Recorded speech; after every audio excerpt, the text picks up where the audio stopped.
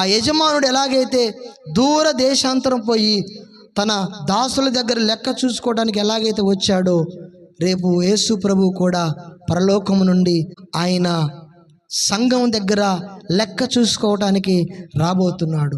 సంఘాన్ని ప్రశ్నించటానికి రాబోతున్నాడు. ఆ యజమాని ఎలాగైతే వచ్చి నేను ఇచ్చిన తలాంతులు ఏం చేశారని వాళ్ళని అడిగినప్పుడు, ఎలాగైతే 5 తలాంతులు కలిగిన వాడు 5కు 5 అప్పచెప్పాడో, ఎలాగైతే 2కు 2 4 ఎలాగైతే అప్పచెప్పాడో అలాగ మనం ఉండాలి. కానీ చెడ్డ దాసుని వలె ఆ ఒక్క తలాంతు కలిగిన వాడు దాన్ని భూమిలో దాచిపెట్టి ఇదిగో అయ్యా నీది నువ్వు తీసుకో అన్నట్లుగా ఉంటే మనము కఠినంగా శిక్షించబడతాము. ఆ యజమానుడు ఎలాగైతే తిరిగి వచ్చాడో, రెండో రాకడలో యేసు త్వరగా రాబోతున్నాడు. యేసు తిరిగి వస్తాడు. అప్పుడే మనకిచ్చిన జీవితాన్ని ఎలా ఉపయోగించామో చూసి ఆయన తీర్పు తీరుస్తాడు. ప్రభు వచ్చినప్పుడు నిన్నేమి లెక్క అడుగుతాడో తెలుసా? ఆయన ఇచ్చిన ఆత్మ వరాన్ని లెక్క అడుగుతాడు. నీ జీవితాన్ని లెక్క కడతాడు. ఆయన నీ జీవితాన్ని లెక్క అడుగుతాడు. నీకు ఇచ్చిన ఆయుష్ దినాలు లెక్క అడుగుతాడు. నీకు ఇచ్చిన ధన విషయంలో లెక్క అడుగుతాడు. నీకు ఇచ్చిన పిల్లల విషయంలో లెక్క అడుగుతాడు. నీకు ఇచ్చిన ప్రతిదీ, ఈ భూమి మీద నువ్వు దేన్ని అనుభవిస్తున్నావో ప్రభు ఇచ్చిన జీవితాన్ని ఆయన లెక్క అడుగుతాడు. ఆయన లెక్క అడిగినప్పుడు ఎలా ఉండాలో తెలుసా? అయ్యా నీవిచ్చిన ఈ జీవితము నీ కొరకు మహిమార్థంగా జీవించానయ్యా. నీవిచ్చిన ఈ జీవితము నీ కొరకు పరిశుద్ధంగా జీవించానయ్యా. నీవిచ్చిన ఈ జీవితము నమ్మకంగా బ్రతికానయ్యా. నీవిచ్చిన ఈ జీవితంలో అయ్యా నేను విశ్వాసముతో ఉన్నానయ్యా.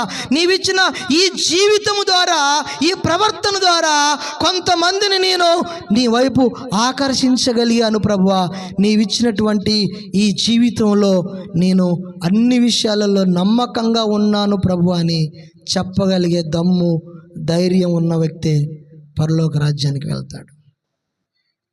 భయపడేవాళ్ళు కాదు, ధైర్యంగా ఉండేవాళ్ళు. ఇక్కడ 30 సంవత్సరాలు 40 సంవత్సరాలు ఉన్నారు మీరు. దేవుడి మందిర విషయంలో నేను లెక్క అడిగితే ఏం చెప్తావు? ఎంత నమ్మకంగా ఉన్నావంటే ఏం చెప్తావు? 20 సంవత్సరాల నుంచి వచ్చిన వాళ్ళు ఉంటున్నారు. 30 సంవత్సరాల నుంచి కూడా ఈ చర్చికి వచ్చిన వాళ్ళు ఉన్నారు. 10 సంవత్సరాల నుంచి ఈ చర్చికి వచ్చిన వాళ్ళు ఉన్నారు. నీకు ఒక మంచి ఉద్యోగం ఇచ్చాను కదా, నీ ఉన్న దగ్గర ఒక మందిరం ఇచ్చాను కదా, ఒక సేవకుని ఇచ్చాను కదా, ఆ సంఘంలో పరిచర్యలో నువ్వు ఎంత నమ్మకంగా ఉన్నావంటే చెప్పడానికి ఆన్సర్ అంతా ఉందా? ఉంటే పర్వాలేదు, లేకపోతే చాలా కష్టం. ఆ యజమానుడు తన దాసులు లెక్క అడిగినట్టుగా దేవుడు నిన్ను లెక్క అడుగుతాడు, నన్ను లెక్క అడుగుతాడు, నన్ను కూడా అడుగుతాడు. నేను ఇక్కడ ఎంతకాలం పనిచేస్తానో ఆ టైం పీరియడ్ అంతా నేను లెక్క చెప్పాలి దేవునికి. ఇక్కడ దేవుడు నాకు ఇచ్చిన డబ్బుల విషయంలో లెక్క చెప్పాలి, వ్యక్తుల విషయంలో లెక్క చెప్పాలి, ఇక్కడ నేను సేవ చేసిన సేవ విషయంలో లెక్క చెప్పాలి. నేను ఎంత నమ్మకంగా ఉన్నానో దేవుడు చూస్తాడు, ఆయన లెక్క అడుగుతాడు. నేను యథార్థంగా చెప్పగలను, నాకు ఆ భయం ఉంది. ఎవరు సేవ చేస్తారో వాళ్ళు దేవునికి లెక్క చెప్పాలి, ఎవరు సంఘంలో ఉంటారో వాళ్ళు దేవునికి లెక్క చెప్పాలి. ఎవరి జీవితం గురించి వాళ్ళు లెక్క చెప్పే వాళ్ళే ఉన్నారు. దేవుడు అడుగుతాడు, నువ్వేం చేసావు నా గురించి? నీకు ఇచ్చిన ఆయుష్ని ఎంతగా ఉపయోగించావు? నీకు ఇచ్చిన ఆరోగ్యాన్ని ఎంతగా ఉపయోగించావు? నీకు ఇచ్చిన ధనాన్ని ఎంతగా ఉపయోగించావు?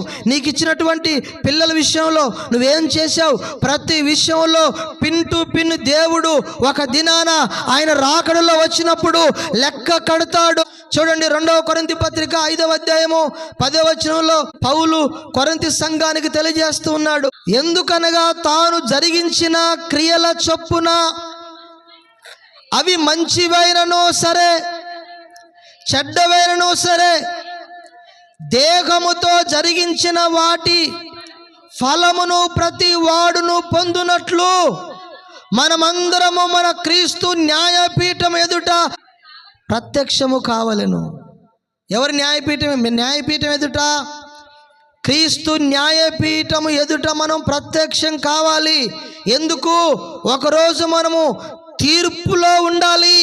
ఎందుకనగా తాను జరిగించిన క్రియల చొప్పున అవి మంచివైనను సరే చెడ్డవైనను సరే. నువ్వు ఎంత మంచి చేశావో మంచిలో లెక్క కడతాడు దేవుడు. నువ్వు ఎంత చెడు చేశావో చెడులో కూడా లెక్క కడతాడు. మంచిలో చెడులో అన్నిట్లలో దేవుడు లెక్క అడుగుతాడు. చెడ్డవేను సరే దేహముతో జరిగించిన వాటి ఫలమును ప్రతి వాడును పొందినట్లు మనమందరము మన క్రీస్తు న్యాయపీఠం ఎదుట ప్రత్యక్షము కావలెను. ప్రతిదానికి లెక్క ఒకటి ఉంది. ప్రతిరోజు నువ్వు ఎలా బ్రతకాలో తెలుసా? ఏ పని చేసినా ఆ పని చేసే ముందు నేను ఇందులో దేవునికి లెక్క చెప్పాలి. సమయం విషయంలో దేవునికి లెక్క చెప్పాలి. నువ్వు సమయాన్ని దేనికి వాడుతున్నావు, దేనికి ఎక్కువగా వాడుతున్నావు, దేనికి నువ్వు దేవునికి ఎంత సమయం ఇస్తున్నావు, లోకానికి ఎంత సమయం ఇస్తున్నావు, ప్రార్థనకి ఎంత సమయం ఇస్తున్నావు, నీ పనికి ఎంత సమయం ఇస్తున్నావు, దేవుని సన్నిధికి ఎంత సమయం ఇస్తున్నావు, ఖాళీగా కూర్చొని మాట్లాడేదానికి ఎంత సమయం అవుతుంది? అడగడా దేవుడు లెక్క? ప్రతి విషయం లెక్క అడుగుతాడు. ఒకరోజు అంతా దేవుని దగ్గర అది మనకు ఒక స్క్రీన్ మీద అంత నేను ఇది చేయలేదు ప్రభు అనడానికి వీల్లేదు. అంత మన కళ్ళ ముందే కనపడుద్ది. ప్రతిదీ కనపడదు. మనం ఏమేమి చేసామో, ఏమేమి ఆలోచించామో, ఏది చేసామో, మన దేహముతో మంచి చేసినా చెడు చేసినా ప్రతిదీ కూడా మనము లెక్క చెప్పేవారమై ఉన్నాము. రోమపత్రిక 14:10-12 అయితే నీవు నీ సహోదరునికి తీర్పు తీర్చనేలా, నీ సహోదరుని నిరాకరింపనేలా మనమందరము దేవుని న్యాయపీఠం ఎదుట నిలుతుము. నా తోడు ప్రతి మోకాలును నా ఎదుట వంగును, ప్రతి నాలుకయు దేవుని స్తుతించును అని ప్రభువు చెప్పుచున్నాడు అని రాయబడి ఉన్నది కనుక మనలో ప్రతి వాడును తన్ను గురించి దేవునికే లెక్క అప్పగింపవలను.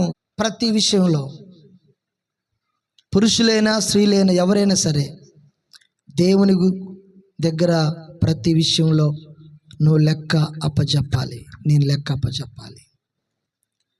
నువ్వెప్పుడు కూడా ఒకటే గుర్తుపెట్టుకోవాలి, నాకంటూ ఒక లెక్క ఉంది దేవుని దగ్గర. కాబట్టి దురుసుగా ప్రవర్తించొద్దు, ఏది పడితే అది మాట్లాడొద్దు, ఎట్లా పడితే అట్లా ఆలోచన చేయొద్దు. దేవుని దగ్గర లెక్క ఉందని ఎవరైతే భయంతో బ్రతుకుతారో నేనంటాను వాళ్ళు చాలా ధన్యులు.